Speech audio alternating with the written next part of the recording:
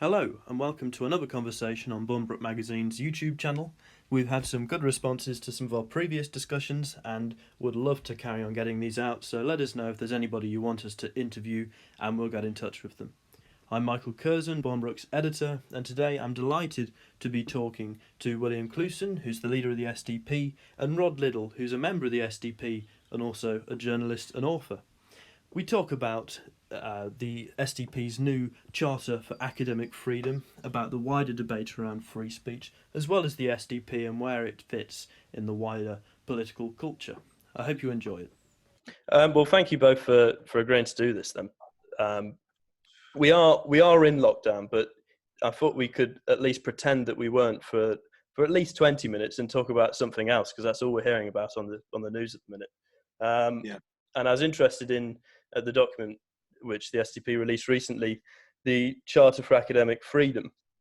And I thought before we talked about the specific details of the Charter and what the different points are within this, it's worth talking about why it's needed anyway. Because I've just finished at university, and often when the topic of free speech at uni is brought up, you're met with the claim, there's no need, free speech is fine here, it's just about controversialists who are moaning that you can't get a word in. Is this true, or is there actually a problem with free speech at uni? If I could start with Rod, just so we're not all talking at once, do you think that there is a proper problem with free speech at universities? Well, there's an enormous problem, and on a wide variety in a wide variety of different areas. So, firstly, I think universities have become increasingly monocultural, in that there is one view of the world, one political view of the world, one ideology which holds sway, and that therefore students aren't, as I was, when I was a student, and that was back in the 80s, given a sort of gamut of interesting worldviews, of differing worldviews, a multiplicity of things from which we could choose what we might adhere to or what we might consider as being our own views. Today, it's not like that. It's increasingly totalitarian view as well, because those who disagree with it are frequently, we've seen this in the media over the last 5 years, hauled, either kicked out completely or vilified or are stopped from speaking. And it's true of people who are invited into universities to speak, whether they be TERFs, trans-exclusionary radical feminists, or gay campaigners such as Peter Tatchell, or Miriam Namazi, an Iranian communist. These people are banned from speaking because they don't toe the line on a number of very narrow ideas of the woke left. And that an interesting point you raised there as well is that when you talk about free speech, people often presume that it's just right-wingers who are complaining about it. But obviously, you mentioned there Peter Tatchell and Jermaine Gray might be another example of people who have been excluded from campuses. William, if I could ask you, to what extent then is this problem of free speech sort of a problem not just for the right but for everybody at university? I think it is a problem for everyone, but I think there's been a collapse in viewpoint diversity in the academy, particularly in the social sciences. So I think, STEM subjects, not so much, and in fact, it probably doesn't affect them as much anyway. But if you look at the data produced by people like Jonathan Haidt in the States, and we mirror that culturally, in the 1960s and 70s, possibly 30 or 40% of your tutors and professors would have been, arguably to the center or center right. And that's collapsed. Now, in most modern universities would have literally 90-odd% liberal left view. And that's not really sufficient. I mean, that whatever you think of the arguments, socially conservative arguments against liberal arguments against others, it's not a good situation for the academy to simply lack viewpoint diversity. And what happens as a consequence is that you get this sort of goldfish bowl view, an increasing intolerance. And really that's the thing that's that's affecting undergraduates. Undergraduates pay their fees, and let's face it, the fees are expensive, and they're going on tick, so they're going to pay them back if they get reasonable jobs.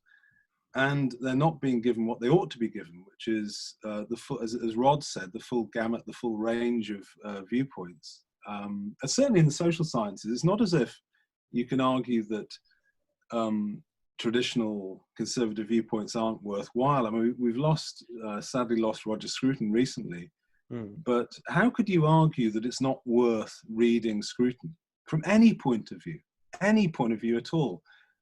So that's the problem, I think, and obviously that's given rise to a situation on campus where this is fed through from the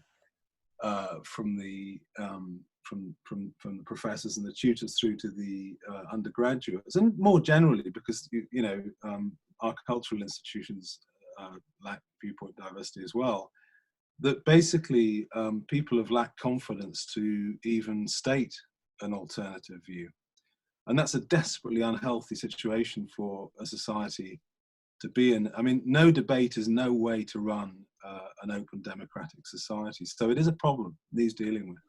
Yeah, one of the points I'm most interested in, I think, in the Charter is the first point, which talks about the right to express thought without intimidation. And that talks not only about what is being taught at the universities, but also the way in which students themselves engage with each other. Because I've found at my time at university that often one of the biggest problems people have when debating is a fear that saying a certain thing, however modest or controversial, will lead to a backlash where people start spreading rumours about them or saying things about them online, things like this. I suppose an interesting question from that would be, how do we change that? If it is about also a culture of intimidation, how do we prevent people or stop people wanting to intimidate others for expressing certain opinions? It's extraordinarily difficult. And indeed, that fear that they have that if they say something which transgresses the vacuous shibboleths of the liberal left, it's entirely real. I mean, they may well indeed be vilified and excluded and subject to some sort of trolling. And this is because for a large tranche, it's a large tranche within universities, it's a tiny tranche within Great Britain, but for a lot of those people, they think that things are sorted. It's a kind of extension of Marx's idea of historical inevitability.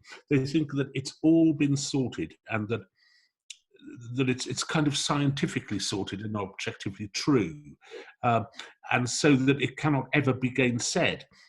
And that's where the problem comes from. It comes from that problem of certainty and from the problem of absolutism. Now, how you get around that, I do not know. It is incredibly difficult to do.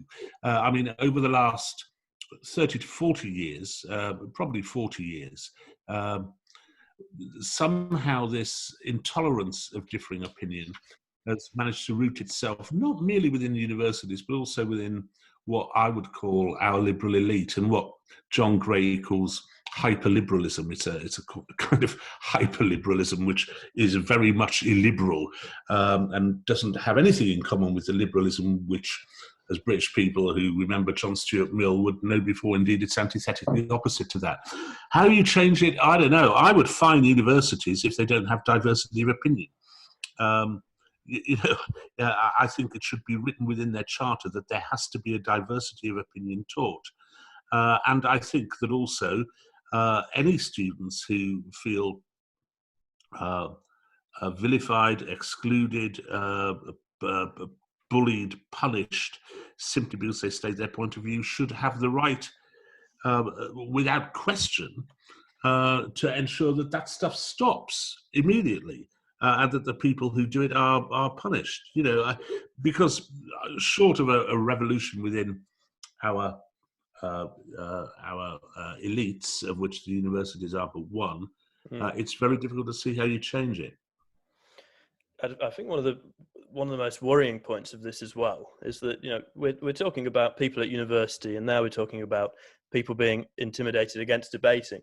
But whilst these people who are intimidating others are students now, they will, because they're in these positions, one day be the journalists, the party leaders, the politicians in other senses. How much could this affect our wider political culture unless charters such as this one are implemented and properly enforced? I think, just to go back to what Rod was saying there, I think one of the ways of dealing with it actually happens anyway, which is a sort of clustering. What you get is pockets of institutions which are better than others, and there are some that are comically bad. But actually, word gets round is one of the most powerful things. And in the States, some of the places that have had the worst examples, the most egregious examples, Evergreen College and places like that, the answer is actually people will walk. Parents will dissuade their children from having a look at those universities' options, and you get inevitably you get places like Buckingham and University of Kent, which are better than many of the others, and people will cluster towards that.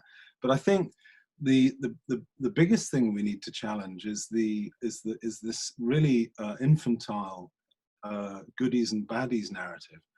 That's where this whole thing starts. It's the idea that holding a particular position, and it may be on metaphysics or mereology, as something as abstract as that, but the idea that holding a particular position on that makes you a bad person. What a ridiculous idea, and an anti-intellectual idea at that. And I think challenging these ideas, I think, where we start, really. It's not, you can have a different view. I mean, actually, I think what we're trying to do, certainly in launching the charter and sort of getting this to roll a little, is to try and get people to be a little bit more grown up. And the real academic position, intellectual position, is actually one of civilized indifference to what someone else thinks. Yes, you can debate them, but if your view doesn't accord with mine, fair enough. And that's the position you're trying to foster, really. And certainly, in the academy, if you don't accept a particular position, well, let's debate why. But unfortunately, we've got this sort of cultural revolution atmosphere in the academy, and it's not as bad, but it's like that, isn't it? It's accusative and intimidatory. But the curious thing, another sort of green shoots thing I would say, is that it's the noisy, bossy people that are doing this. And quite often in a lecture theatre or a student seminar room, actually, I would say 60-70% of people are fed up with this stuff. And what we need is actually people to be a little bit more assertive, and and also to ridicule those that can't take it. If you are at a modern university, and just the assertion of a different point of view causes you to have a meltdown, you've got a problem. You really have a problem, and that's worthy of ridicule, I think. That's right. That's right. Sorry, carry on, Rod. No, I was just going to say, I think that's exactly right. It is a minority. The trouble is, it may well be a majority within the academic body of the lecturers. That's the real problem, far more than the students. And Will talked earlier about how this was particularly the case within the social services, and of course he's right.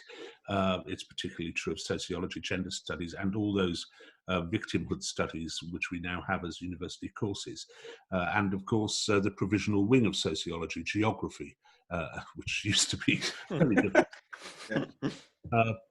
But it's not just that, and don't be lulled into a false sense of security that if you avoid facile subjects, you will somehow escape this. Already in America, one professor, Rochelle Gutierrez, has described mathematics as being racist. Right. And there is an argument from her that maths is a means by which white people have underpinned their supremacy. And that is reflected as well in attacks upon some of the hard sciences, such as physics, and but particularly physics. And the means by which people get into universities to study physics is also changing. There are ways now in the United States where you can get in to study physics if you don't know anything whatsoever about physics and maths, because they feel that physics is not sufficiently democratic. So it's not just the social sciences, and of course it's also obviously rank throughout the study of English literature, even in schools. So it goes very, very deep, and it is dangerous, I think, particularly when it starts meddling. We already know that they meddle with reality. They meddle with reality, to my view, when they say that a transgendered bloke is as authentic a woman as a woman who was born a woman. But it gets even worse once they start saying, yeah, but this physics stuff,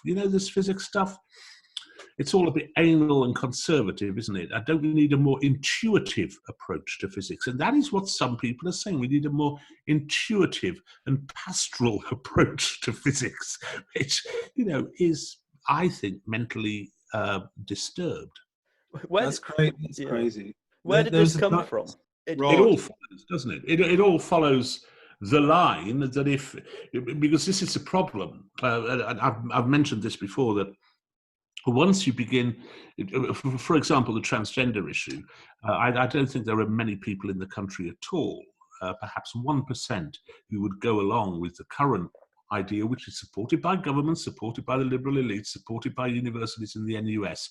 It's nonetheless got virtually no support in the wider country for saying that a man who's transgendered into a woman is as authentic a woman as someone who was born a woman, and that it's actually down to the chromosomes, and that's science. And I think most people buy that. But once you tug on that thread, all of these liberal arguments fall apart like a jumper knitted by a moron, because they have no sense to them. There is literally no sense. And so it's very easy, once you've decided that if you are a bloke who wishes to be a woman, you can be one, and that's it, and science doesn't matter. It's quite easy from there to hop on to saying, physics, don't rate that very highly. Shouldn't we have a different approach? It's important. There was a Durham philosophy undergraduate about 3 or 4 years ago who actually edited one of the Phil journals at Durham. I'd studied philosophy at Durham, and I was amazed to hear that he was removed from his position as editor of this journal, given no support from colleagues or fellow undergraduates or the department, for saying that women don't have penises. Now, whether you agree with that position or not, certainly as a philosopher, it's a mereological question, and it's worthy of debate. They don't, Will. Well, they don't. No, but it's astonishing. I don't know, but they just don't. I mean, this is the thing you run into, that actual reality has no bearing whatsoever on what they believe. It is a fantasy world. It is collective. And as soon as you get yourself in a fantasy world, anything becomes possible. Yeah. But it's very dangerous. It's very. I mean, and it's astonishing how far it's gone. If a Phil undergraduate can't make, first can't say that without being removed as an editor. But it's a perfectly legitimate position to be in. And it's a perfectly, I mean, you could argue it'd be absurd. It's like saying, if you were sort of a Cartesian dualist and you're making a case for that, and someone's a materialist, so, well, sorry, you just can't think that. I'm going to remove you from the position of editorship of the journal. It's absurd. Absolutely ridiculous. It's the point that regardless of the view on it, the whole point of the university is to be able to debate something freely and to share different opinions then. Exactly, yeah. How much do you think this charter, the opinions throughout it, that people should be able to speak freely at universities, that lecturers should judge writing purely on academic performance? How much support do you think that'll have from the major political parties in the country, from the Conservatives and Labour, for example? Would they agree with this, or would they be a bit hostile to some of the points? I think Labour would certainly be hostile to it, because I think they're up to their necks in this stuff. And virtually everything they do reinforces it. So I think they are certainly part of the problem. The Lib Dems and the Lib Dems, SNP. it almost probably worse, actually, the Lib Dems. Yeah, yeah. I mean, the Conservatives have been very, very weak-willed, and they've failed to hold any line, basically, and we'll wait and see what happens. I think I mean, if you're going to be optimistic about this, you'd have to say the Conservatives are a whacking great majority, and if they can't be a little bit more mainstream in their position on this, they never will be. And I'd hope they will be, but we'll wait and see. I mean, you know, the next thing is the gender self-ID. Are they going to hold the line on that or not? Are they just going to give in?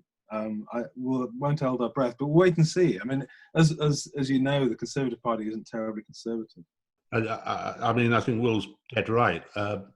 So far, the Conservative Party has been incredibly weak on this. It's a Conservative government which is overseeing the various rather brutal transitions at the Tavistock Clinic. It's a Conservative government which is insisting that underage 10-year-old children should be taught about the benefits of transitioning. You know, they are so wildly out of step with public opinion. They do it because they're scared, I guess. It all dates back to that Theresa May thing. We don't want to be seen as a nasty party. Yes.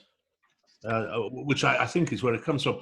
I mean, what we would like, or what we can offer, is we're just a small party, but we would like students on campus to know, listen, if you've suffered anything like this, if you are finding it difficult to make your views heard, or you suffered bullying, or you are judged by your lecturers according to your political opinions rather than according to the quality of your academic work, we are here and we're listening to you. Get in touch with us and we will help in any way we can. Get in touch with me, get in touch with Will, get in touch with the party generally. We will be the party which supports people who have, you know, suffered some kind of imposition upon their lives as a consequence of fatuous woke bullying. What do you make, Rod, of the Free Speech Union? Pretty good. I like it a lot. I worry a little about the involvement of some of the American far right in this. It's you know, it's very, very difficult. But I think that what Toby Young has done is good, worth supporting.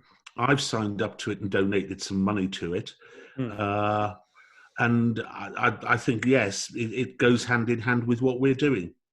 Yes, and it's the point as well, which you brought up, just that those who feel they aren't being given the chance to talk freely have somewhere to go to get some support almost, which is what the Free Speech Union is trying to do, and what you're trying to do with the SDP through this charter then as well. That's right. I think the difference is that Toby's union will largely be looking at high-profile cases, which perhaps such as that of Noah Carl, for example. Whereas what we would like, I think, is for it to be far more grassroots and for ordinary students just to contact us. It may not be because they've been bullied. It may just simply be to point out an absurdity. You know, just get hold of us. Just let us know, and we will do what we can. And academics as well, because remember, yes. Because during, I mean, that was actually the three, you know, the post 2016 Brexit situation. We had many academics in the party that felt they were being threatened, and the standard situation that they said in universities in London and Manchester and other places, who were party members, you know, Social Democrats, who said, look, you know, fellow academics would come up to them and said, look, you know, actually, I have the same view on the nation state and sovereignty, but I could never say. And that's the environment we're in, where an academic couldn't. I mean, it was estimated, wasn't it, if there can be such a thing, 10%, possibly a little bit more voted, but it could have been more, and you would never know. The point is, you'd never know because they just have to be quiet. Yeah, terrible. I mean, the worst case was, and obvious case was. Over the referendum, not within universities, though I heard it put that universities was something like 91, 92% in favour of Remain. Yeah. Again, I would say is, you know, not healthy as a means of dividing opinion. But within schools, and had numerous reports of teachers who had been pro-leave, who were forced to leave the profession. Actually forced to leave the profession, and that it cannot possibly be healthy. And I remember reports at the time as well, from even at primary school, of teachers asking their pupils which way their parents were voting, and responding in a certain way relating to that as well, which is even scarier, especially at such young ages with that. Michael, you asked about the Labour Party. I mean, just on that, it's interesting that Starmer is assembling his shadow cabinet and so on. And he's obviously made terrible mistakes, hasn't he? The last couple of days in Naz Shah and things like that. Dreadful. I thought he was going to deal with anti-Semitism. He's obviously not interested in doing so. But if you look at the list of names, as far as I can tell, not a single person in his shadow cabinet voted according to the mainstream view on sovereignty in 2016. Not a single one. So whatever else they're trying to do, they're still absolutely hopelessly misaligned with the British people. It's almost a blindness to what's going on, an inability to adapt to. Yeah, that's exactly it, Michael. Yeah. Well, we've talked a bit about academic freedom and with the Charter, but we discussed as well before something else which is worth talking about is the SDP more generally. And I think what you've just said, William, leads us on well to that. Where do the other parties fail mainly, and where does the SDP hope to cover up these failures and make up for them? William, I'll start with you, since you're the leader of the party. Oh, that's a very broad-ranging question. I think, strangely enough, I think the SDP's position is really a reaction to both main parties failing in a similar way, but in different ways. So I think the thing that goes all the way back, and I think is still relevant now as it ever was, is that the Conservative, they get the relationship between the state and the market wrong, both parties. So the Conservatives have been, pathologically hostile to state action in certain areas, and so we've had years and years of liberalisation. And it's actually, we're at the end of that. Everyone can see we're at the end of that process, but they haven't been able to recognise the value nor respect where state action is needed. Possibly because for various reasons, ideological and otherwise, possibly their constituency hasn't been interested or relied on what the state does too much. But you've got this, privatise everything, see the price of everything and the value of nothing. And I think it's what it's resulted in Conservative administrations is just an indifference. They are continually indifferent about things that really matter. And some things that should be their domain, like the importance of the family as a sort of foundation stone for society, they've basically been taken in by the individualism of the last 30, 40 years. So that's their problem. I think the Labour Party have been historically, again, you can argue it's slightly different under Tony Blair, but the hostility that the present Labour Party have for the market and for surplus and profit and enterprise is astonishing, absolutely astonishing. And they simply don't get the fact that you can't tax a loss. And if you're that hostile to the market, you will not have a successful society. So the unique position that the SDP has is understanding the social dimension, but also the social market. Basically the idea that the state and the market are not opponents. They're two parts of the same society, and both are necessary. That's really interesting. Rod, have you been a member of any parties in the past, and why, when you did you join the SDP? Which of these values that William just talked about really appealed to you? Pretty much all of them. Yes, I have. I was a member at the age of 14 of the Young Communists. Right. I was a member at the age of 16 to 16 3/4 of the Socialist Workers' Party, neither Washington nor Moscow, but International Socialism. I was a member from 1978 until 2017 of the Labour Party. But for the last 10 years of the Labour Party, meaning both Blair and Corbyn, I'm increasingly disillusioned, as I was part of the blue Labour fringe of Labour, and as someone once put it to me, Corbyn and Blair, two cheeks of the same liberal arse, which I tended to agree with. And I come from the northeast of England, Middlesbrough, just as Will does. Will comes from the northeast as well. It seemed to me that the party, rather in the way of the Democrats in the States, had just lost its connection with the people it was set up to support, which was the working class, the blue-collar voters, and particularly of the North, and that its values, a bit like the BBC in a way, had drifted further and further away from what I considered working class values. When I look at the House of Commons, 650 MPs, of which 600 are social liberals. Yes. I'm not a social liberal. And at the same time, I could also see a far greater case for, I didn't have a huge problem, I have to say, with John McDonnell's economic plans going into the last election. A few problems, he went too far. And some of it was fantastic in the proper sense of the word. But in terms of, tax rates and so on, I sort of had some sympathy. I have a lot of sympathy with state intervention. I think the state has to do something. I'm not a small state kind of person.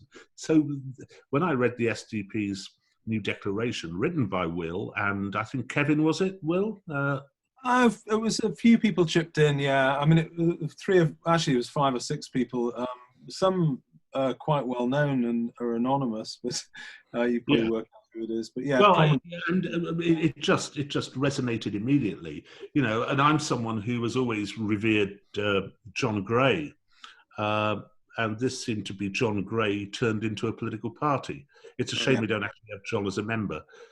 Yeah, I think that's a very fair appraisal. But I think the fondness, or no, not the fondness, the belief. Actually, it's the belief, because what's the dispiriting thing about so many Conservative governments has been that they just don't believe that anything can be done. It's this complete poverty of aspiration in that the state can do make a difference, and I think the state can and must. And I just think, what we haven't talked about, obviously we're all three of us are in this lockdown and we've got this dreadful pandemic, but yes, this is going to seriously adversely affect all public sector balance sheets, and it's going to have a very profound effect on the West.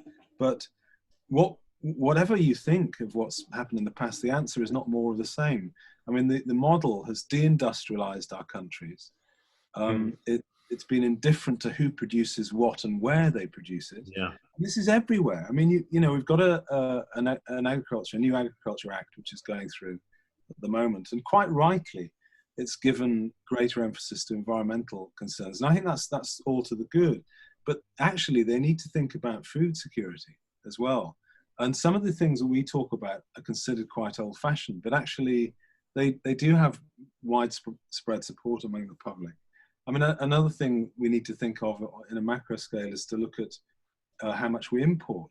I mean, we can't have imports running at sort of, I think it's 35% of GDP now. It's just far, far too high. There's been indifference to where things are made. And the role of China in this is catastrophe. Again, we were vehemently against the Chinese being involved in 5G, but we felt that we were sort of, crying in the dark. But I mean, for heaven's sake, come on, wake up. Some things matter. It is interesting, isn't it, that suddenly you wake up one morning and the world is a very different place. And suddenly some of the things which we've been saying seem a bit more reasonable and less dated than they once were, such as an affection for the nation state and the need to have decent borders, an end to untrammeled immigration, a check on globalization, just a check that it is not an untrammeled good. That there are bad things which come with it as well as the smaller things which we're seeing now every day, which is a belief in our state institutions, such as the NHS, a certain greater communitarianism and localism, which we're also seeing as a consequence of this. So all of these things which were once seen as, and I might add, the discipline of staying under lockdown, all of these things which were once seen as terribly conservative and outdated, as suddenly au courant once again. Yes. I thought as well that it's in some ways it's revealed a few points which for years we've been told aren't possible, yet the lockdown has revealed it is possible. For example, on the police, for so long we were told there aren't enough police about. There must be about 10 left in the country, because whenever anything happens, whenever there's drug users in the park or something like this, there's no police about to go and tell them off for this. But as soon as we're put into lockdown, they're everywhere, and they're patrolling every street and stopping every dog walker. It sort of put an end to the argument as to whether or not there are any police available, which is an interesting... Yes, I think they prefer arresting dog walkers to drug dealers. It's easier, isn't it? Yes. I have grave reservations about what the police are up to these days, and I'm writing about it in the Sunday Times for Sunday. But you're right, of course, yeah. But the affection for the NHS, which we have, is there, and also a sense that we're all in this together. You may have noticed that, with a few exceptions, the whole identity politics stuff has disappeared. We are all in this together, and I think that's generally accepted. So we'll have to see how this translates into politics and general culture when the lockdown's over. Are you optimistic that these issues will carry on, or that it will go back to normal when this is all through? I think things will be different. Actually, I think I'm reasonably optimistic that there will be some sort of shift in outlook. And actually, anyway, I mean, in as much as some of this is led by economics, these catastrophic economic events tend to have very large tail effects. So, for instance, in the global crisis in 2008 in the States, Labour participation plummeted. I think it's about 5% of people never re-entered the Labour market after leaving it in that event. So these things tend to have profound effects. But I think it'll be seen as a threshold. Actually, I think it probably will be seen as a threshold. People certainly will be more alive to, as Rod said, a sort of mindless liberalism that we've been fed. Sort of coke ad stuff. The world, everyone can go wherever they like, whenever they like. The idea of borders is not necessary and is very old-fashioned. No, I think that's gone. I think the crisis changes that. I'll just chip in with. I mean, I'm a less pleasant human being than Will, and less optimistic.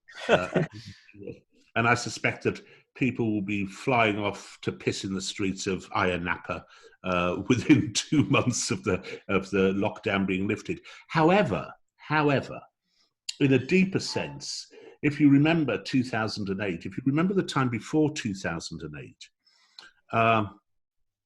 state ownership and nationalisation was simply unthinkable under Tony Blair, under John Major, under Margaret Thatcher. Yeah. Everyone was agreed there was no room for it whatsoever. It was inefficient, and for ideological reasons, everything was privatised. Sometimes for good reasons, but mostly for ideological reasons. As soon as that financial crisis occurred, and the campaigning socialist George Bush nationalised the banks, as soon as that happened, suddenly nationalisation was back on the cards.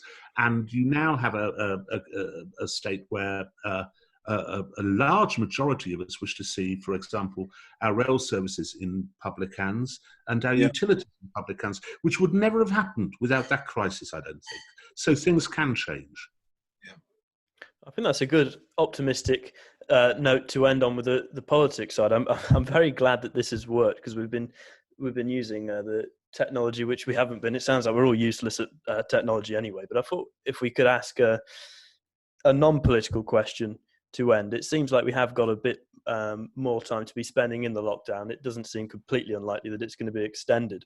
And this is a question based on a tweet I saw you put up the other day, William, about jazz and John Coltrane. What music might we be listening to help pass time by during this period, do you think? Something to give us to do whilst we're still in lockdown?